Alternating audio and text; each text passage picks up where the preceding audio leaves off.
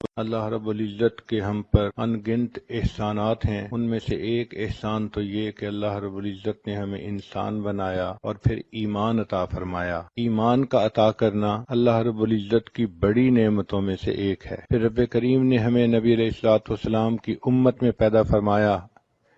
یہ وہ سعادت ہے جس کو حاصل کرنے کے لیے پہلی امتوں کے انبیاء دعائیں کرتے تھے۔ اللہ تعالیٰ نے ہمیں بن مانگے یہ نعمت عطا فرمائی۔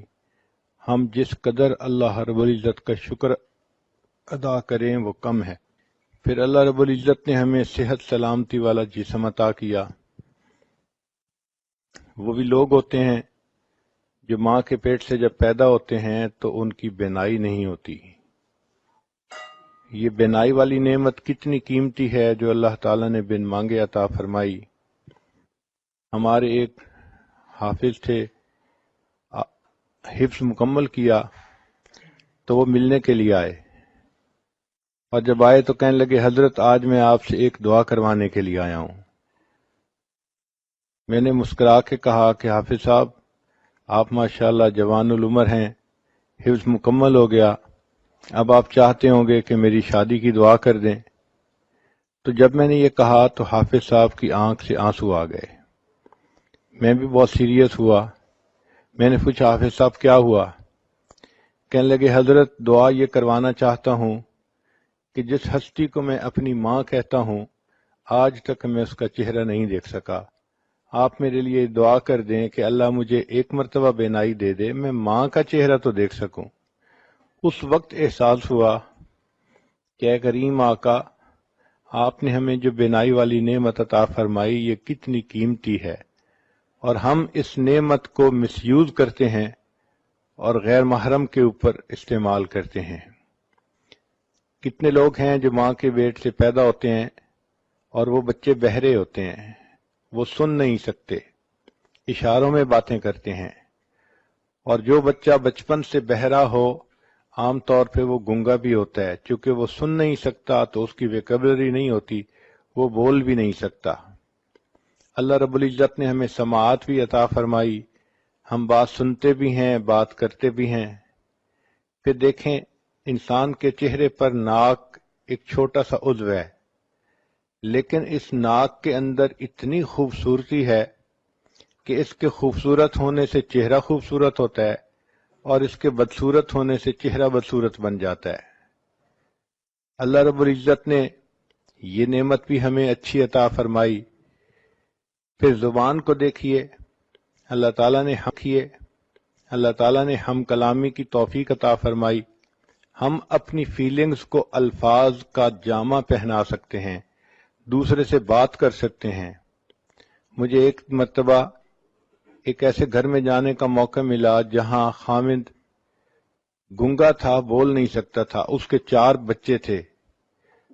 تو میں ان کے گھر جا کے یہی سوچتا رہا کہ یہ 4 بچوں کا باپ ہے، اپنی بیوی سے اظہار محبت کرنا اس کو کتنا مشکل محسوس ہوتا ہوگا۔ ہم الفاظ کو کس طرح بنا سنوار کے کہہ دیتے ہیں دوسرے بندے کا دل خوش کرنے کے لیے، اور وہ اپنی بیوی سے صرف اشاروں سے باتیں کرتا تھا۔ اب دیکھیے یہ اللہ تعالیٰ کی ایک نعمت ہے جو اللہ نے عطا فرمائی تاکہ اس زبان کے ذریعے سے ہم قرآن پڑھیں اور اس زبان کے ذریعے سے ہم دین کی باتیں کریں۔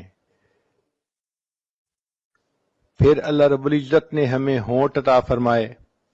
یہ ہونٹ دیکھنے میں چھوٹے سے ہوتے ہیں مگر ان کے اوپر انسان کی خوبصورتی کا انحصار ہوتا ہے۔ اگر ہونٹ بے ڈھنگے ہوں تو باوجود گورے رنگ کے اور باوجود اچھی خوبصورت شکل کے انسان خوبصورت نظر نہیں آتا۔ اگر انسان کے ہونٹ نہ ہوتے تو اس کے دانت یوں نظر آتے جیسا مردہ بکری کے دانت نظر آتے ہیں، انسان کی ساری خوبصورتی ختم ہو جاتی۔ چیز چھوٹی سی ہے مگر اہمیت دیکھیے کتنی ہے۔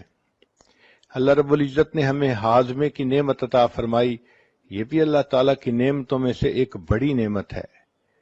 ایک آدمی کے پاس 100 بھینسیں تھیں لیکن وہ خود بھینس کا دودھ نہیں پی سکتا تھا، اس لیے کہ دودھ کے پینے سے اس کو ایک بیماری ہو جاتی تھی۔ کتنے لوگ ہیں جو لیکوڈ ڈائٹ پہ رہتے ہیں اور سالڈ چیز نہیں کھا سکتے۔ ایک مرتبہ ایک عورت نے مجھے فون کیا، حضرت میرے لیے دعا کریں، میرے معدے میں السر ہے، میں سارے مہمانوں کے لیے اچھے اچھے کھانے بناتی ہوں مگر پچھلے 7 سال سے میں صرف لیکوڈ پہ گزارا کر رہی ہوں، ایک لقمہ بھی میرے منہ میں نہیں گیا۔ ہمیں اللہ رب العزت نے ہاضمے کی صحیح نعمت عطا فرمائی، ہم اپنی خواہش کے مطابق کھاتے بھی ہیں، پیتے بھی ہیں، ہمیں چاہیے کہ ہم اس پر بھی اللہ رب العزت کا شکر ادا کریں۔ پھر ہاتھوں کی نعمت اللہ نے عطا فرمائی، یہ کتنی بڑی نعمت ہے جس سے کہ ہم دنیا کے سارے کام کرتے ہیں۔ ایک مرتبہ حرم شریف میں میں نے ایک بندے کو دیکھا، اس کے دونوں بازو کندھوں سے کٹے ہوئے تھے، تو وہ آگے ہی صف میں بیٹھا ہوا تھا نماز پڑھنے کے لیے۔ عجیب بات کہ میں یہی سوچتا رہا، یا اللہ اس کے دونوں بازو ہی نہیں ہیں، یہ اپنے کپڑے کیسے پہنتا ہوگا، یہ اگر واش روم جاتا ہوگا تو اپنی طہارت کیسے کرتا ہوگا، اللہ جب یہ سوتا ہوگا تو یہ رات کو اپنی رضائی کمبل کو کیسے سیدھا کرتا ہوگا۔ اس کے دونوں ہاتھ نہیں تھے۔ اس دن ایسی عجیب کیفیت ہوئی کہ میں بہت دیر اس بات پہ روتا رہا کہ اللہ آپ نے ہمیں یہ نعمتیں دیں، کاش کہ ان نعمتوں کو ہم آپ کی تعمیل میں استعمال کر سکتے۔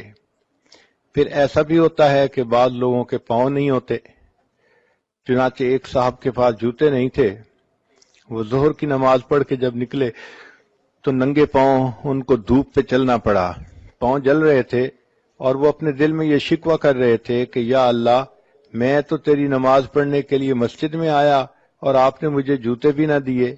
ابھی ان کے دل میں یہ شکوے کی کیفیت تھی کہ انہوں نے دیکھا ایک نوجوان آ رہا ہے اور اس کے پاؤں ٹھیک نہیں ہیں، وہ بیساکھیوں کے بل چل کے آ رہا ہے، تو ان کے دل پہ چوٹ پڑی اور انہوں نے یہ دعا مانگی کہ یا اللہ میں تو جوتے کی وجہ سے رو رہا تھا اور یہ شخص تو اپنی ٹانگوں سے ہی محروم ہے، کم از کم آپ نے مجھے ٹانگیں تو دیں۔ تو ہم اس چیز کا احساس نہیں کرتے اللہ نے ہمیں کتنی نعمتوں سے نوازا ہے۔ چنانچہ ایک شاکر انسان کو چاہیے کہ اللہ رب العزت کی ان تمام نعمتوں کا شکر ادا کرے، ان اعضاء کو اللہ تعالیٰ کی فرما برداری میں استعمال کرے، شریعت کے مطابق اپنی زندگی بنا